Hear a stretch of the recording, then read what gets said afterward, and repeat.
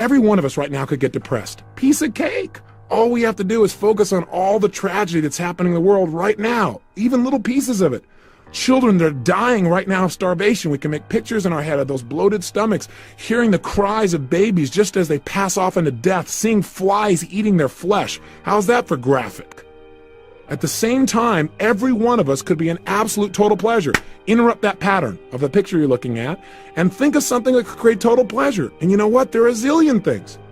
But to do that, you have to stop focusing. You have to delete all the negativity in the world and focus on things that make you feel great. So you could focus on a relationship you have. You could focus on how much you've already learned in the last 6 or 7 or 8 days. You could focus on the people that love you. You could focus on your ability as a human being to change your life at any moment in time. You could focus on what learning means to you. You could focus on the sun. You could focus on breathing fresh air. You could focus on the fact you live in a free country. You could focus on the fact that you have a connection with your creator. You could focus on anything and feel incredible. You could focus on new babies being born this moment that have a greater opportunity in life than any time in our history. There's so much we could focus on and feel good about. The challenge is this: you must control it through questions. Questions change what we delete. We're always deleting. Human beings, we're not going to stop deleting things. As long as we're going to delete things, why not delete the things that disempower you and focus on the things that empower you? Does that make sense? The third thing that questions do is they help you to get access to resources within yourself. I'm a big believer that anything you've ever wanted to accomplish, you've already got the resources inside of you to make it happen. That doesn't mean you shouldn't go out and learn from somebody else or model the success of others. I'm just saying the things you need to succeed are already in your core. The resources are there. You just need to get access to them by asking better questions. I'll give you an example. If I ask myself questions like, gosh, can I really do this? That creates a feeling of doubt. Do you hear how that does that? And that feeling of doubt will keep me in a state where I'm not going to get the most out of myself. But if instead I ask myself a question like, how can I make this thing happen right now more powerfully than I ever dreamed of and have fun doing it? If I keep asking that question, my brain will get access to more of my ability, because whatever I ask for, my brain will give me. But if you ask your brain, can I really do this? And you do it with a tone of voice of doubt, you are going to get access to the resources called doubt. Does that make sense? If you think about it, the greatest communicators, the greatest teachers of all time were not people that so much taught us as they did ask us. They shared things with us, but they got us to use our own resources. They asked questions. All the great speakers have done this. Hey, Martin Luther King asked questions about a dream. John F. Kennedy asked, don't ask what your country can do for you. Ask what you can do for your country. He wanted you to take the resources out of yourself and contribute and expand our country. You must learn to ask habitual questions that empower you. I want you to know that I believe the success in my life has all come down to one basic skill: state management. On a consistent basis, I've learned how to manage my state, and therefore, I've been able to get myself to break through and take action when very few people around me were able to do the same. They were able to. That's probably not the best description. They weren't using their power because they didn't have access to all of it. And I've done that by every day doing things that would increase my physical ability, flexibility, power, energy, by the way I move and the way I breathe, and also by consistently and daily conditioning myself to ask the kinds of questions, to create the kinds of focus that moves me towards larger levels of contribution and joy and fun and success and passion, instead of the things that would pull me down, that would pull me to areas of frustration and anger and giving up. Listen, there is no capability difference between you and someone you consider to be an ultimate role model of success. The only difference is they've learned to use their mind and body with more power on a consistent basis. They've learned to manage their state. They've learned to use their body effectively. Whether they know it or not consciously doesn't matter. A lot of people do things without being aware of how they do it.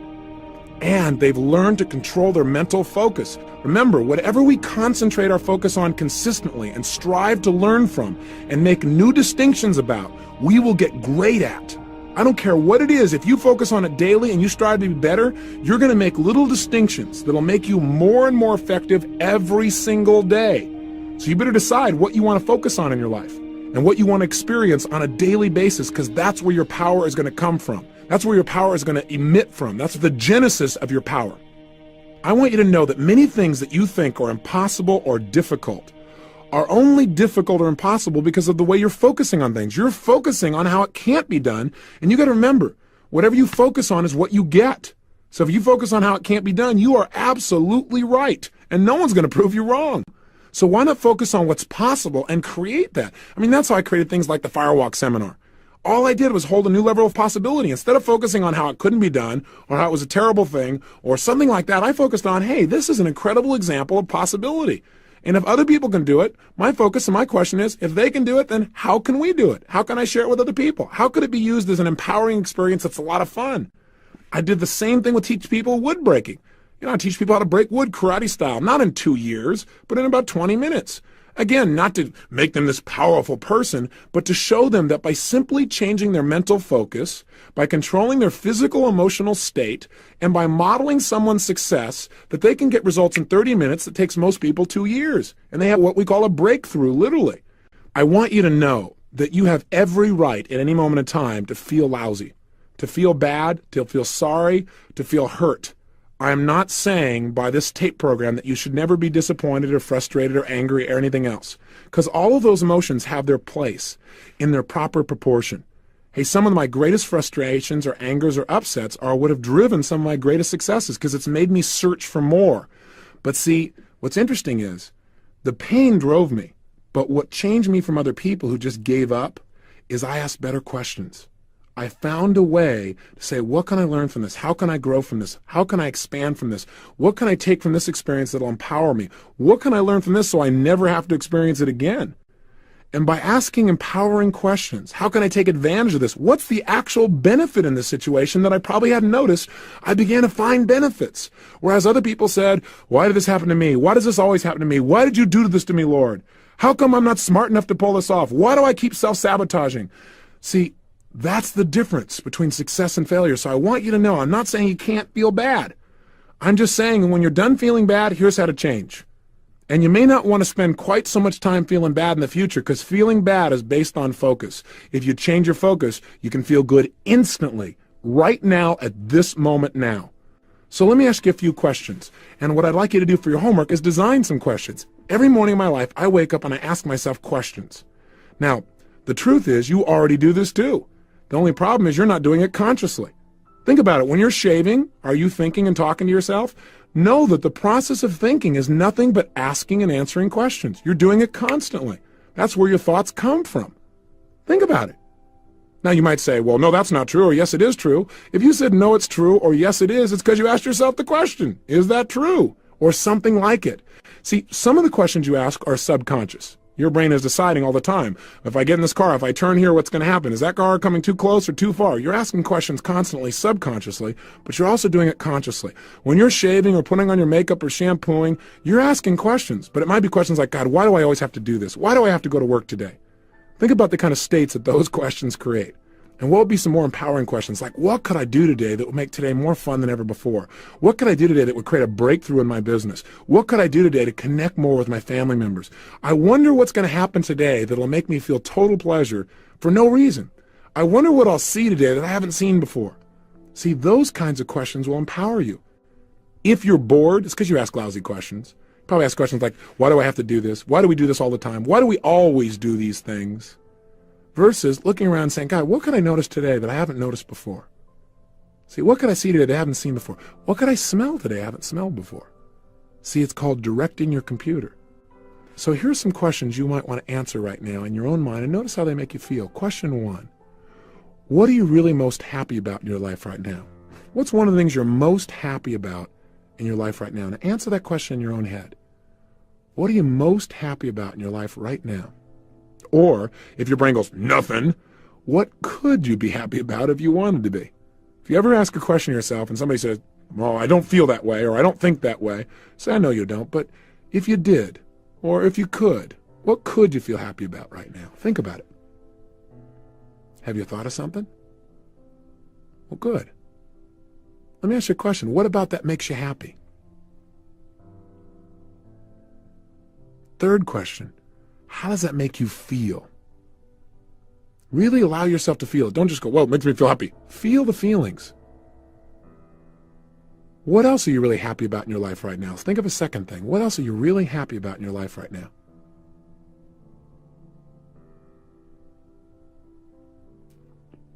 What about that makes you feel happy?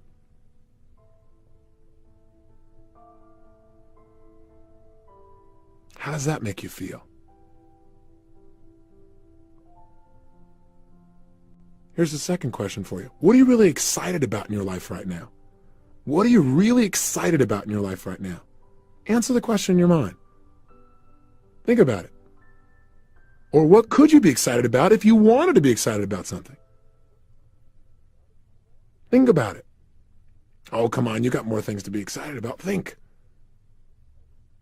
What about that makes you excited?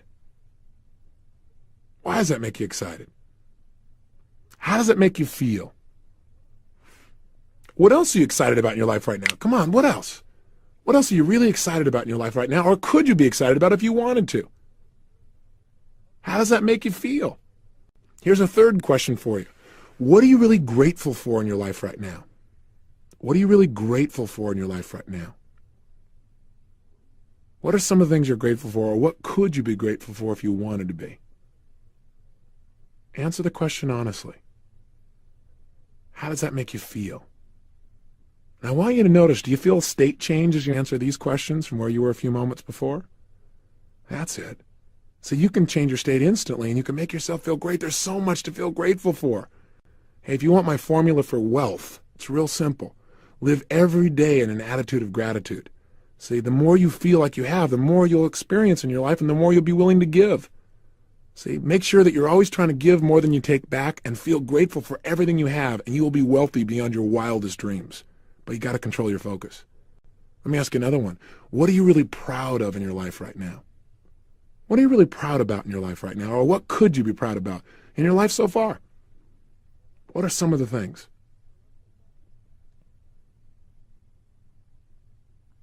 What about those things makes you feel proud? How does that make you feel? What else are you really proud of in your life right now?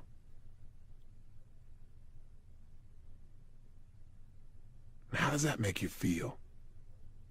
And here's a final question for you. Who do you really love most in your life, and who loves you? Think about it. And don't just go, oh, my mom, my dad, my brother, my sister. Blah, blah, blah, blah. Get some feeling. Step into those experiences and feel what it feels like. Think about who loves you and how that makes you feel. Who do you love, and how does that make you feel to love that person so much? I got a question for you. What if every morning you started out asking yourself a series of questions that put you in this kind of state? There's some real power. Because, see, the state you're in affects the way you look at your whole world, doesn't it? It affects the way you breathe, the way you feel, the way you treat other people, and your level of success.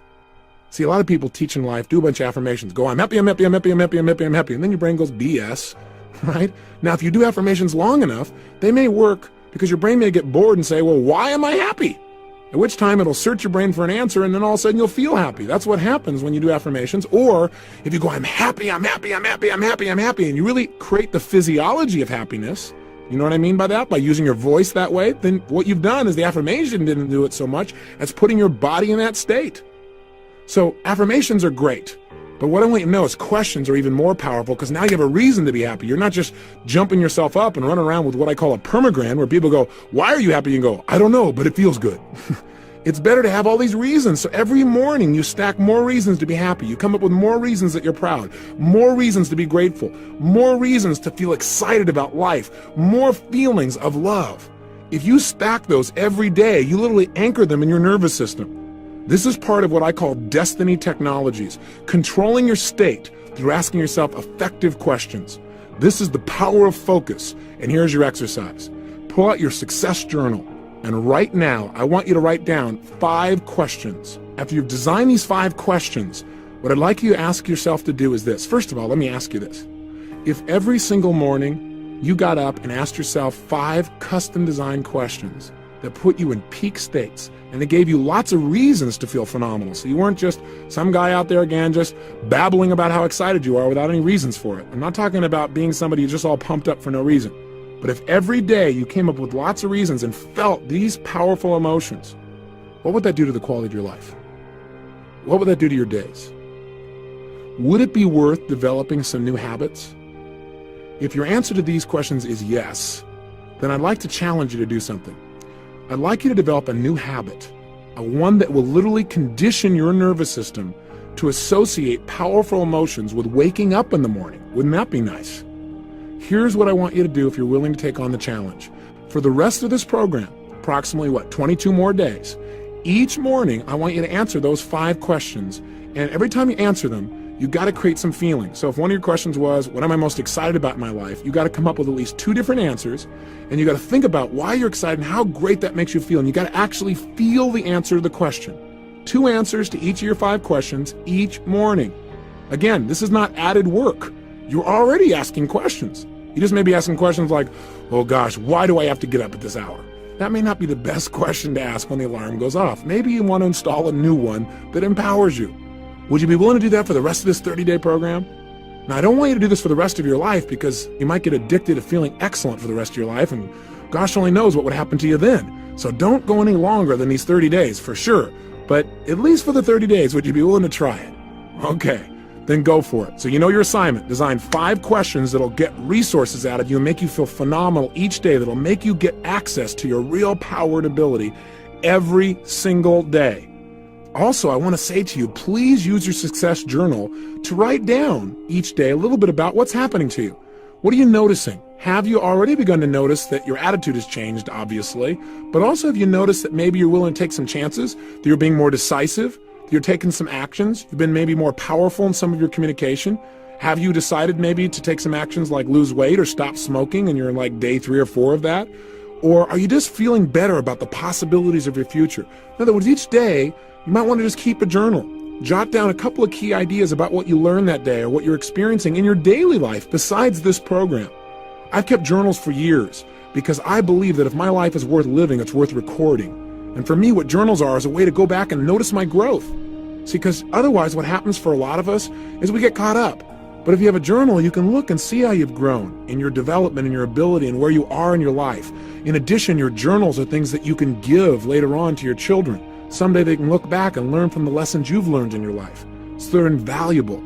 I hope you'll decide to keep a success journal on an ongoing basis after this program, but see if you can get yourself in the habit right now for the next 30 days.